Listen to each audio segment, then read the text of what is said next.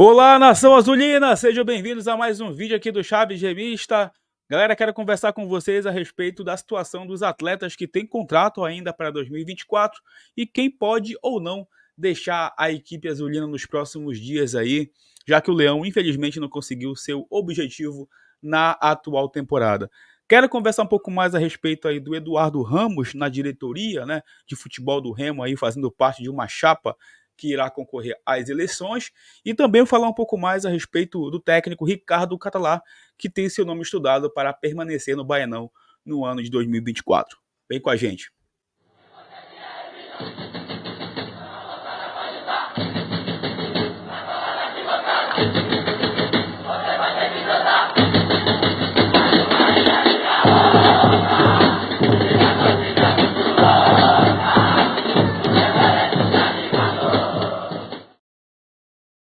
Bom, eu já peço para você que é novo ou nova por aqui, que se inscreva no canal, ativem o sino de notificações. Lembrando, assim que chegarmos na marca de 25 mil inscritos, tem sorteio de 2 camisas do Remo para vocês aqui no Chaves Gemista. Deixa o like, é muito importante para que o YouTube entenda que vocês estão aprovando aqui o nosso trabalho. É só clicar no botão gostei, é de graça e não dói nada. Esse vídeo que tem o apoio, o patrocínio da Bet Nacional, a Bet do Remo, da Amazônia e dos brasileiros, sempre com as melhores cotações do mercado e a facilidade do depósito e o saque imediato via Pix. É só pegar do celular, apontar para o QR Code na tela, acessar o link da descrição, utilizando o cupom ChavesGemista e também clicando no primeiro comentário fixado. Lembrando, se cadastrando na Bet Nacional, é só chamar a gente lá no direct do Instagram que você ganha um boné exclusivo aí da Bet dos brasileiros. Bom, queria começar conversando com vocês com o último assunto que eu falei ali no início do vídeo, né, pessoal, sobre a questão envolvendo a permanência do técnico Ricardo Catalá para o ano de 2024. Lembrando que as duas chapas, né, os pré-candidatos à eleição do Clube do Remo, tanto o Jader Gardellini quanto também o Marco Antônio Pino, magnata, já manifestaram interesse na permanência aí do Catalá, assim como o Tunhão, que é outro candidato que estuda, né, colocar aí a sua candidatura à presidência do Clube do Remo. Né, 2 chapas pela situação e uma pela oposição, tá?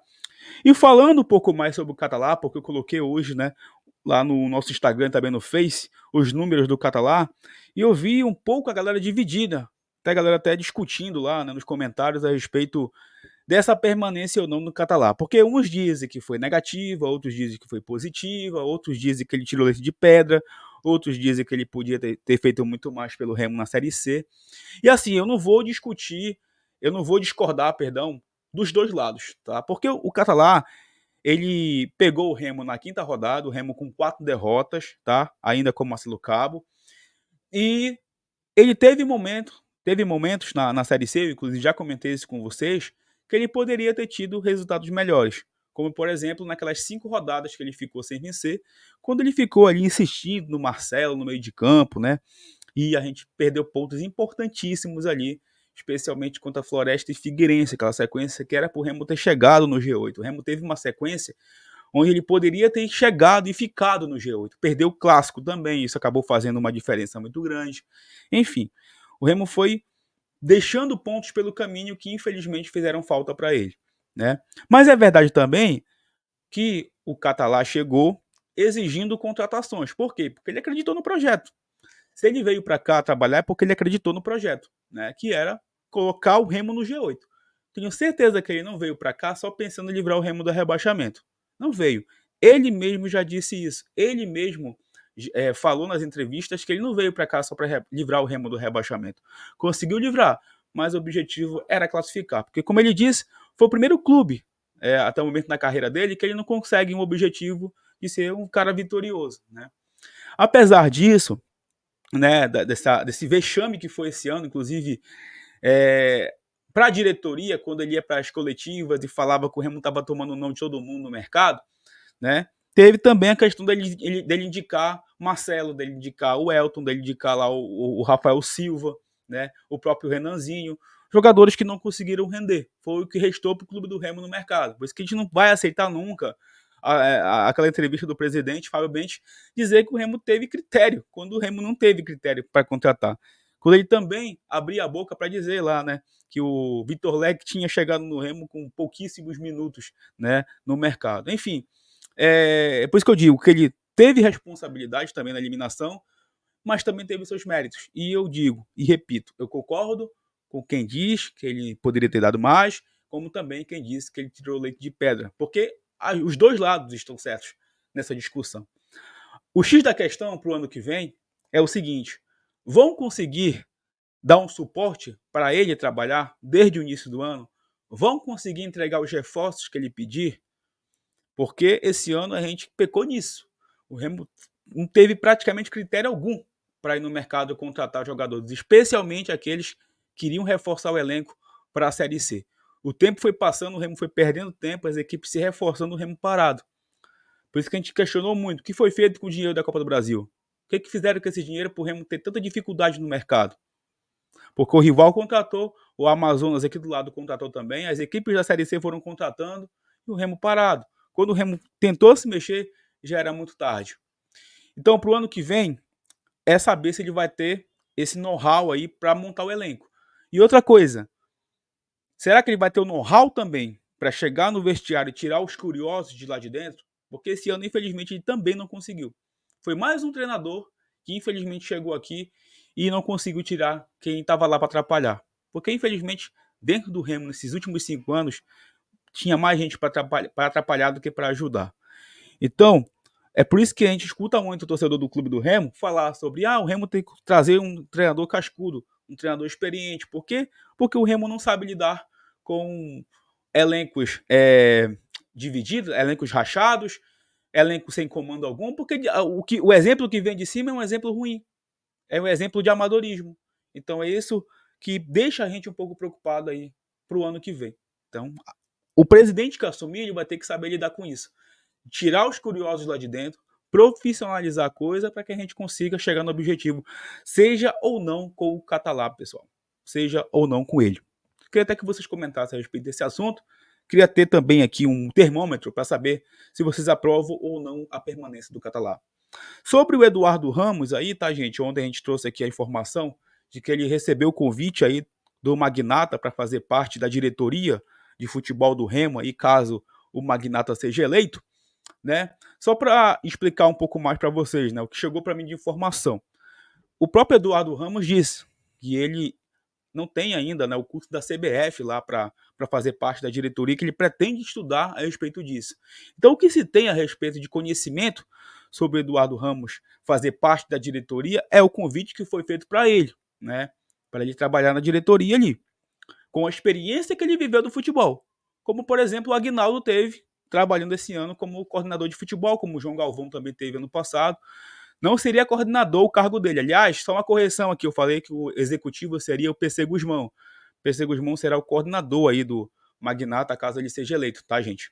Então, foi baseado nisso, tá? Foi baseado nisso a informação em cima do nome do Eduardo Ramos.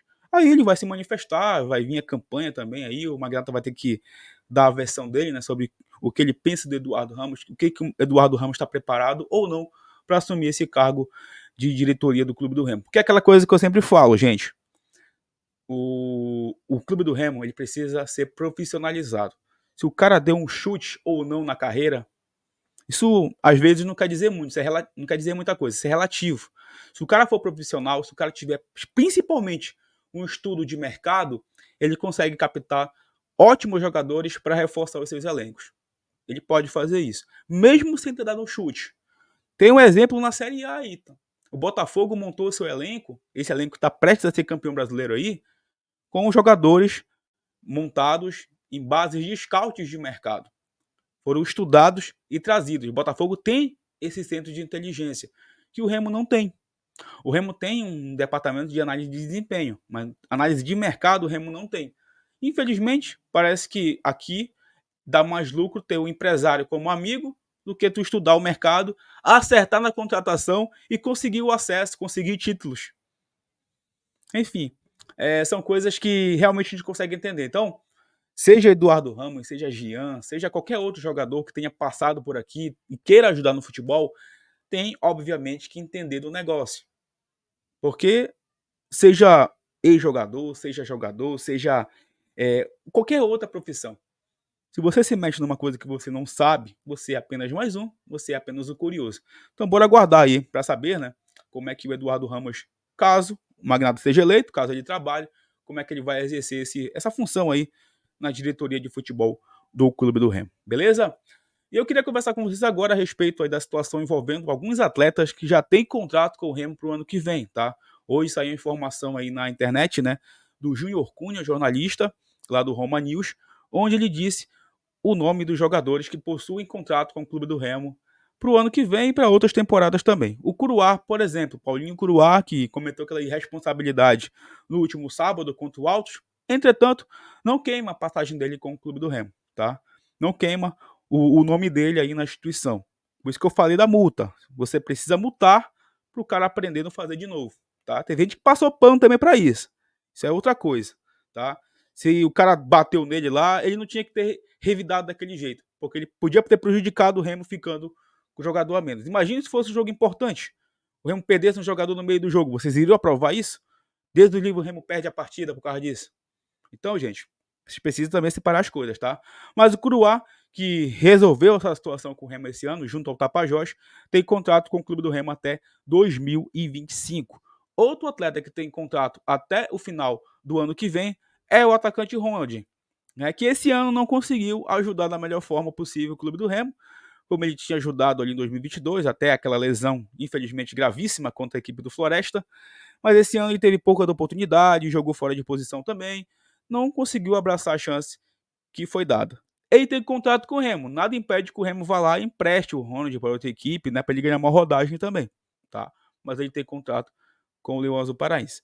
O Vinícius tem contrato até o final do Parazão do ano que vem, tá? Até o momento é esse o prazo aí do Vinícius com o Clube do Remo, seu vínculo. Pensava até que ele tinha contrato até o final desse ano, mas não, tem até o final do Campeonato Paraense de 2024, e aí a gente ainda vai ter que buscar informações para saber se o Vinícius pretende ou não parar de jogar, né? Se o Remo tem aí o interesse futuramente em reduzir o salário dele, ter um contrato de produtividade, até para ter essa questão aí de passar o bastão, né, para o próximo goleiro do Clube do Remo, porque vai ser uma coisa difícil de ser realizada, tá, gente? Você tirar aí o vínculo do Vinícius com o Clube do Remo e dar a responsabilidade para outro goleiro, não vai ser do dia para a noite, tá? Pelo tanto de tempo que ele ficou no Remo, não vai ser simples assim, tá? Então, torcer para que o Remo consiga encontrar um goleiro para ser titular ano que vem, que tenha a forma que o Vinícius teve nos últimos anos, né? Infelizmente, esse ano ele não conseguiu ajudar da maneira que ele já ajudou muito a gente.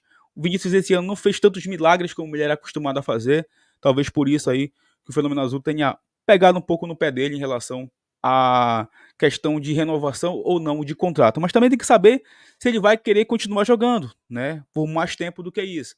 Até porque estamos falando de um cara que tem 38 anos de idade, né, gente? Então sabe também que a idade pesa. E outro jogador, né, que tem contrato com o Remo, mas por questão aí de estar machucado, é o Pedro Vitor, tá? Também tem contrato para o ano que vem com o Clube do Remo, porque a lesão dele foi muito grave e vai estender aí a lesão dele até 2024. Tá? Agora que ele está começando a recuperação dele, ele que se machucou naquele clássico repar contra a equipe do Paysandu no mês passado, mês de julho, né? Infelizmente se machucou o Pedro Vitor, um dos melhores jogadores do Remo na Série C, se não o melhor até o momento da sua lesão, tá? Esses são jogadores que têm os contratos para o ano que vem, além de alguns atletas da base também que têm contrato. Fora isso, não se tem nenhuma informação sobre outro jogador que tenha contrato ou que esteja vinculando, né, renovando seu vínculo com o Clube do Remo. Ou, inclusive, agora há pouco, na Rádio Clube, o Paulo Cacheado disse que o departamento jurídico do Clube do Remo vai entrar em contato com os jogadores para resolver a questão da rescisão contratual da maioria desses atletas que irão deixar o Clube do Remo. E aí, o próximo presidente vai entrar em contato, pode ser que entre, para conversar sobre renovações para o ano que vem. Lembrando, muitos desses jogadores ainda poderão jogar a Série B do Campeonato Brasileiro, poderão também jogar em outros clubes aí de fora do Brasil. Ninguém vai querer ficar parado no mês de setembro sem jogar até o final do ano. Atleta precisa estar jogando, atleta precisa trabalhar para receber. Né? Então vai encerrar o vínculo com o Remo, vão receber o que eles tinham aí para receber, né, do mês trabalhado, e o Remo vai fazer a rescisão sem ficar devendo ninguém, porque senão lá na frente a bola de neve jurídica vai ficar muito grande, tá? Então não dá para saber ainda quem são esses atletas que irão renovar com o Remo para o ano que vem. Vai depender também do planejamento do próximo presidente do Clube do Remo. Beleza, galera? É isso. Deixa o like, comente esse vídeo aqui, os assuntos que a gente trouxe para vocês, se inscreva e compartilhe com seus amigos, que em breve a gente retorna para falar mais sobre o Leão Azul Paraense. Tamo junto, valeu!